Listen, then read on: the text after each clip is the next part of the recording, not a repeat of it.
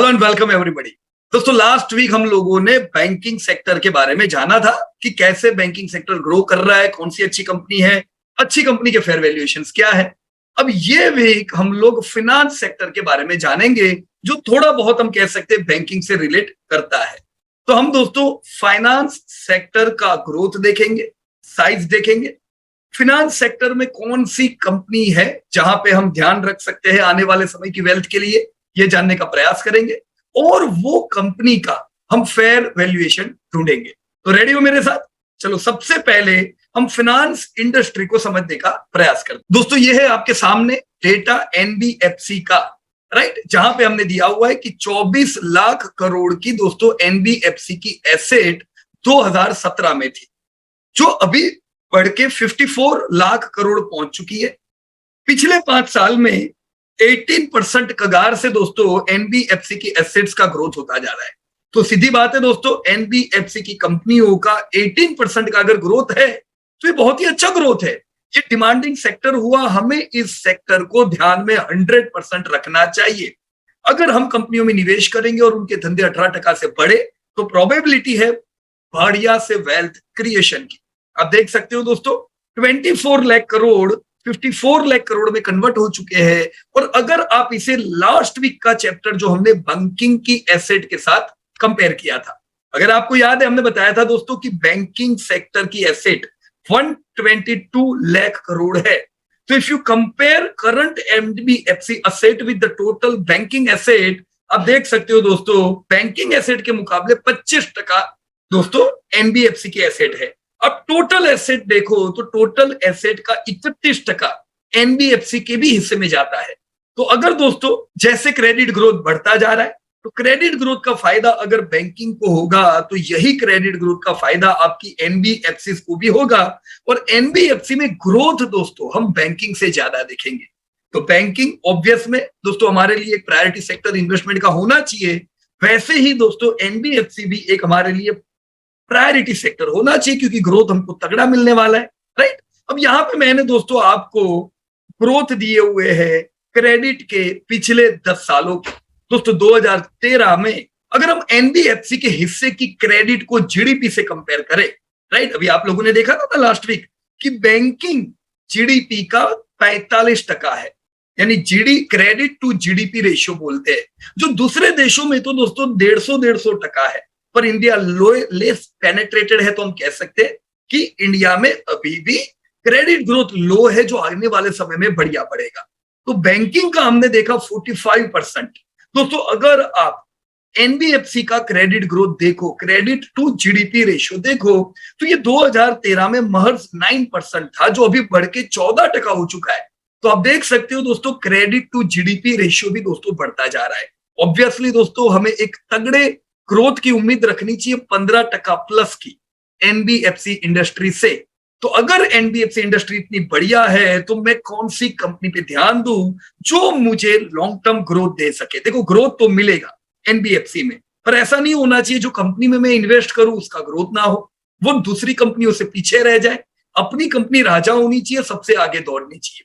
तो सबसे पहले हम देखते हैं इन्वेस्टर्स का ध्यान किधर है, इन्वेस्टर किसको ज्यादा मार्केट दे रहे। तो एज यू कैन सी दोस्तों पूरी एनबीएफसी वर्ल्ड का 47% मार्केट कैप खाली एक लौती बजाज फाइनेंस के हिस्से जा रहा है। तो दोस्तों इन्वेस्टर बजाज फाइनेंस पे ज्यादा बुल्ली से ये हमें कहना चाहिए। Total market cap of all the listed companies of NBFC कितनी है जानते हो?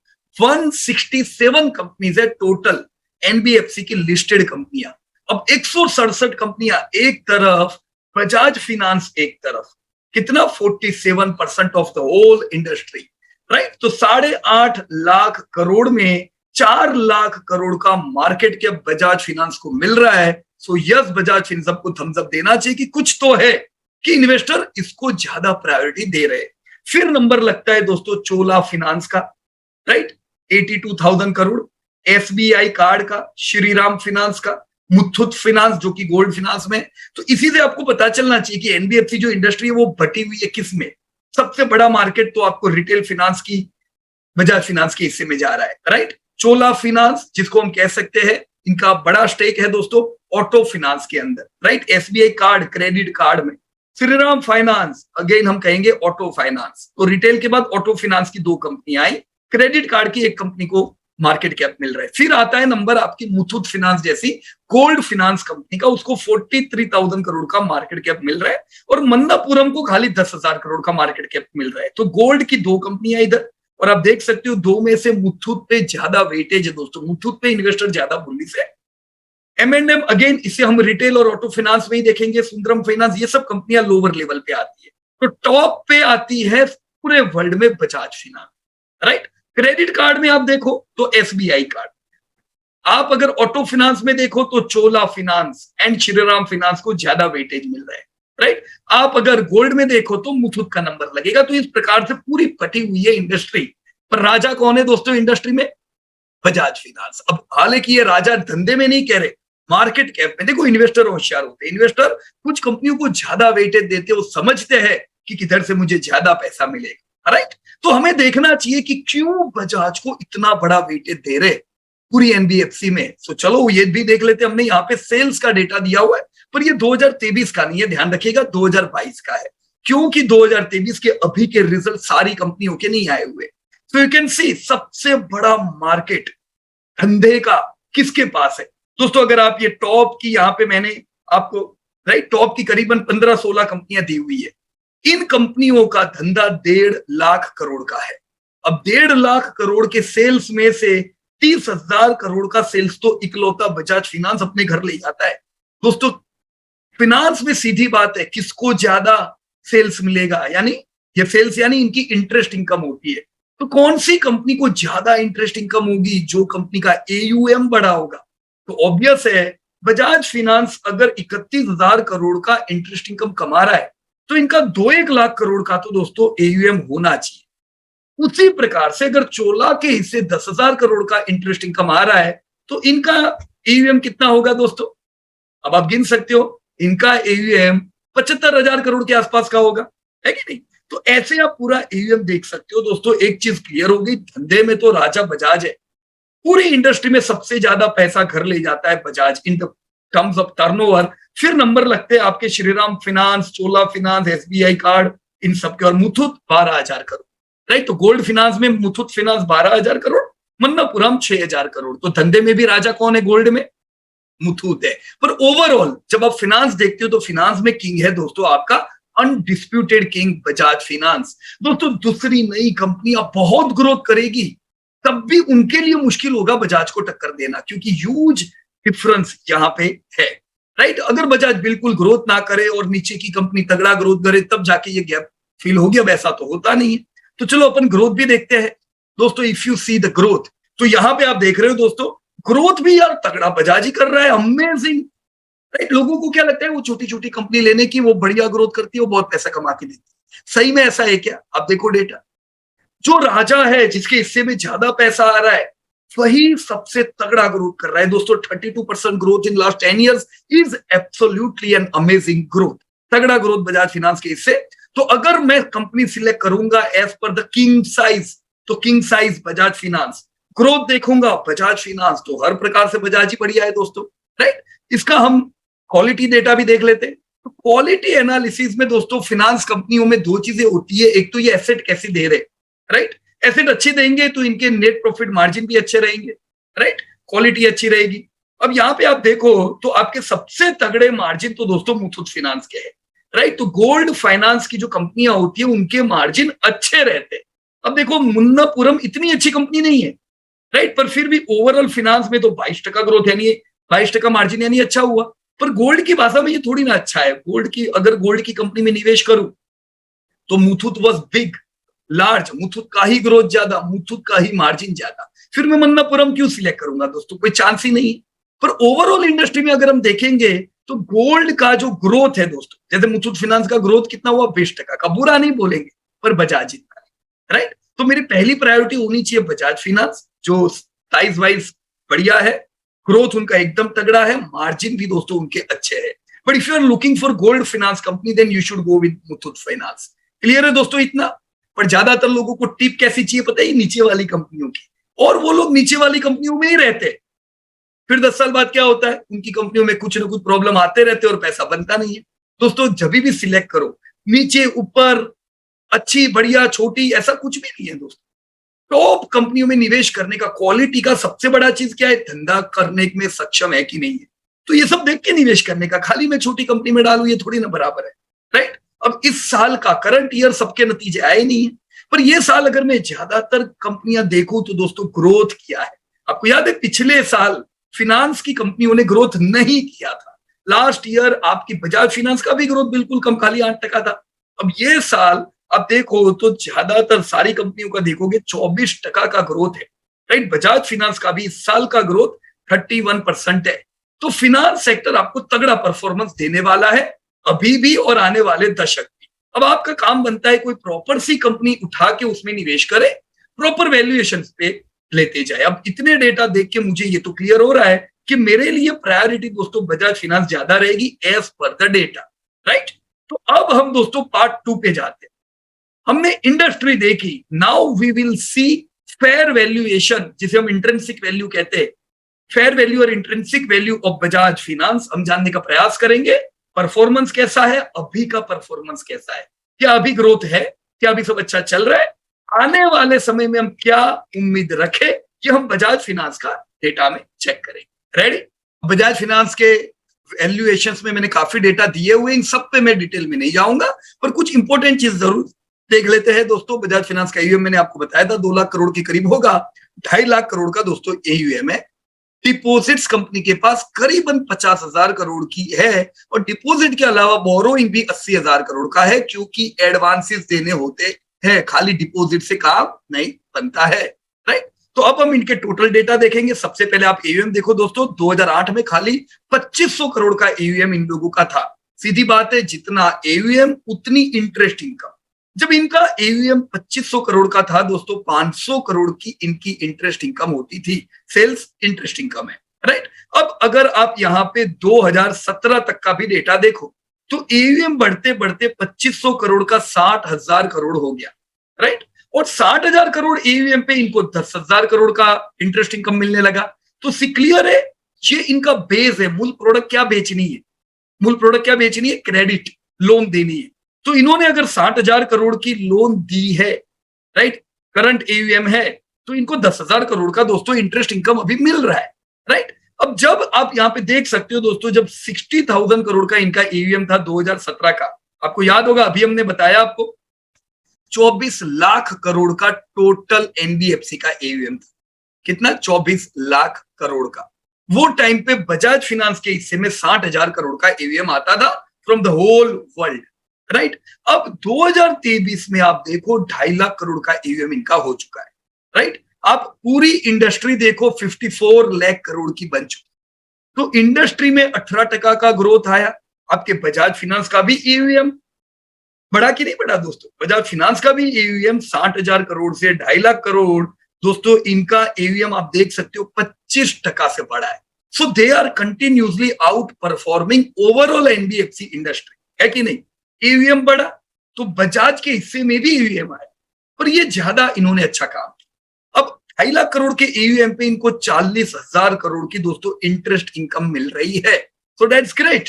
ये कैसे बढ़ेगी? मूल एयूएम बढ़ने से। तो एयूएम इंडस्ट्री का बढ़ता है, बजाज फिनांस इसका पूरा फायदा उठाएगी दोस्तों, राइट। सो आज की तारीख में 100 करोड़ का जो इनका टर्नओवर था, सेल्स या इंटरेस्ट इनकम गिनो दोस्तों, 40,000 करोड़ पहुंच चुकी है, क्योंकि एयूएम बढ़ी।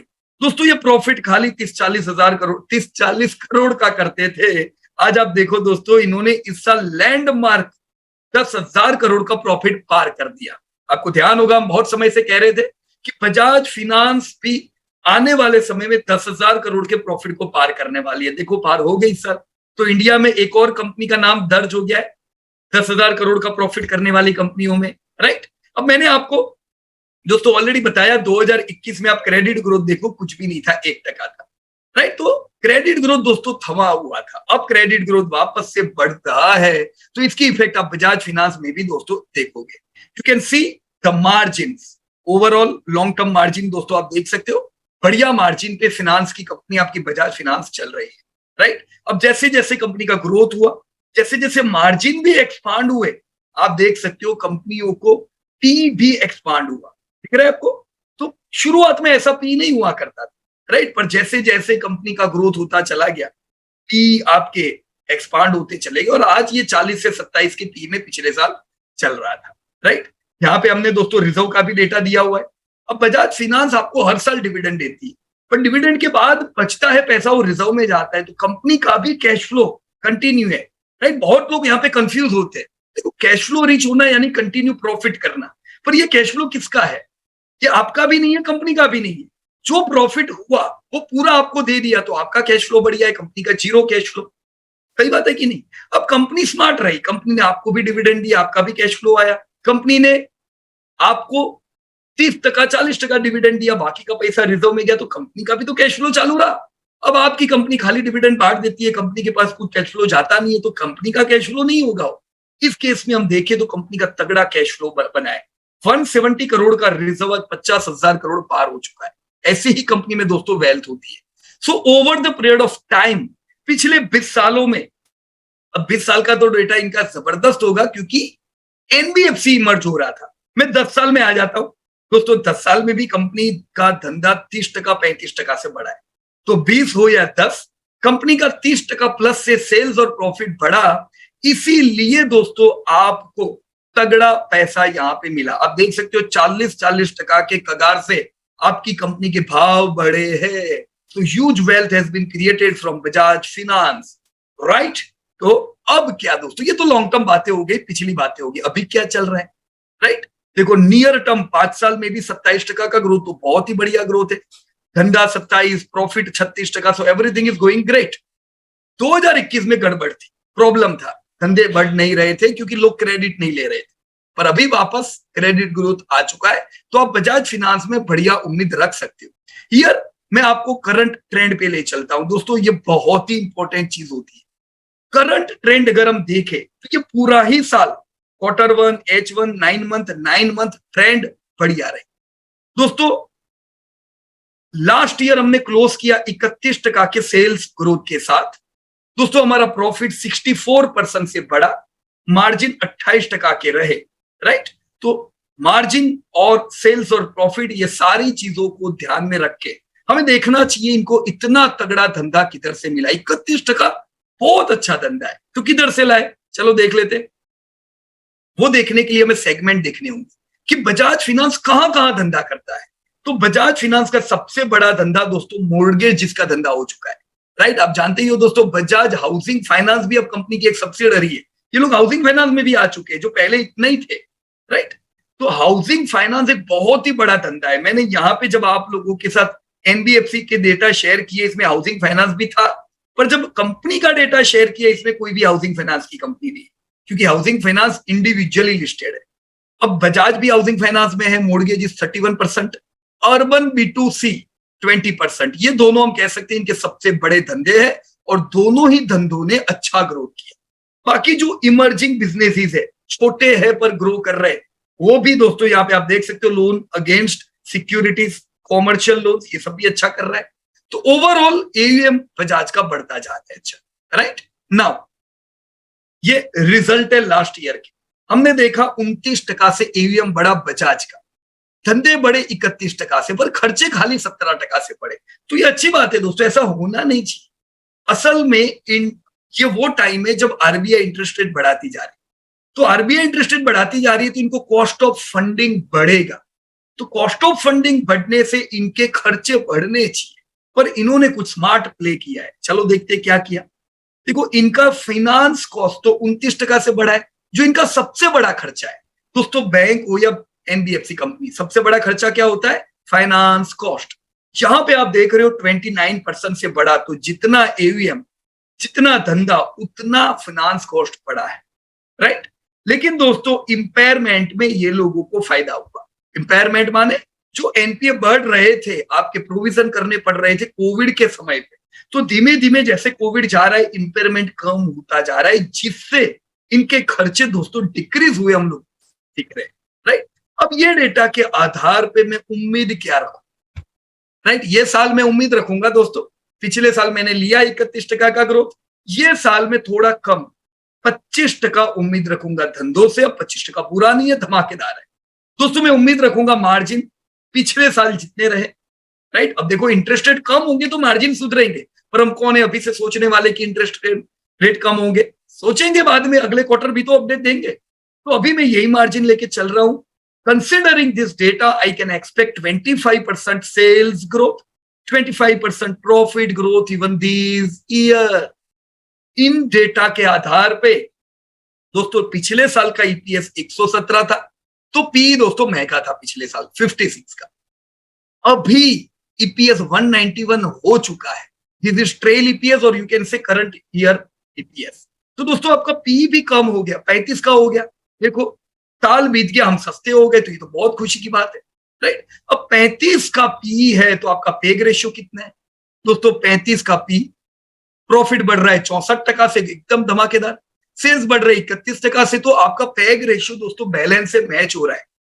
बजाज फिनांस में अगर आपके पास पहले के भी है, कोई टेंशन की बात नहीं है, दूसरे ऐड करने चाहिए। बढ़िया रैली उम्मीद करेंगे, राइट। ये साल क्या उम्मीद करेंगे, मैंने ग्रोथ तो बता दी, यहां डेटा लिखा है मैं कि ये साल में उम्मीद करूंगा एयूएम करीबन 3 लाख करोड़ के आसपास आ जाए। धंधा एक और लैंडमार्क बजाज फिनांस ये साल पार करेगी। देखो इंडिया को एक और कंपनी मिलेगी 50,000 करोड़ का धंधा करने वाली बजाज फिनांस के नाम। तो यस, इस साल हमारा लैंडमार्क टर्नओवर 50,000 करोड़ पार, प्रॉफिट 14,000 करोड़ पास, ईपीएस हमारा 236 हो जाएगा। तो फेयर वैल्यूएशन दोस्तों 72-23 की बनती है। अभी क्या भाव चल रहा है दोस्तों? 6700। तो ये तो गजब बात है दोस्तों, आपका शेयर फेयर वैल्यू पे चल रहा है, फेयर वैल्यू पे चल रहा है कंसीडरिंग फॉरवर्ड ईयर 2024। तो अच्छा मौका है दोस्तों बाइंग का, बराबर है। 2030 में मैं उम्मीद करूंगा अपना एवीएम 7 लाख करोड़ के करीब पहुंचे, 2035 तक 14 लाख करोड़। धंधा दोस्तों अभी जो 50,000 करोड़ हो रहा है, मैं 2030 तक 1.5 लाख करोड़ का टर्नओवर पार करने का उम्मीद करूंगा, और 2035 तक मेरे प्रॉफिट 50,000 करोड़ पार हो सकते हैं। तो इन डेटा के आधार पे दोस्तों फेयर वैल्यू ही 2030 में 15,000 की होती है, 2035 में 30,000 की होती है। वैल्यूएशन बढ़ेंगे दोस्तों, शेयर का दाम बढ़ेगा, कंपनी कंसिस्टेंट प्रॉफिट वाली है, कंसिस्टेंट डिविडेंड दे रही है, डिविडेंड हमें रेगुलर मिलते जाएंगे, कंसिस्टेंट मिलेंगे, right. So everything is good. मैंने चार्ट बताया दोस्तों, यहाँ पे जो डेटा डिस्कस किया उनके हिसाब से ये मैंने बाइंग रेंज बताई है। ये रेंज मैंने चेंज नहीं की, जो लास्ट क्वार्टर पे है वो ही है। अब लास्ट क्वार्टर पे देखो आपको बाइंग रेंज पे ही था, राइट। तो 5855 to 5100 is your buying range.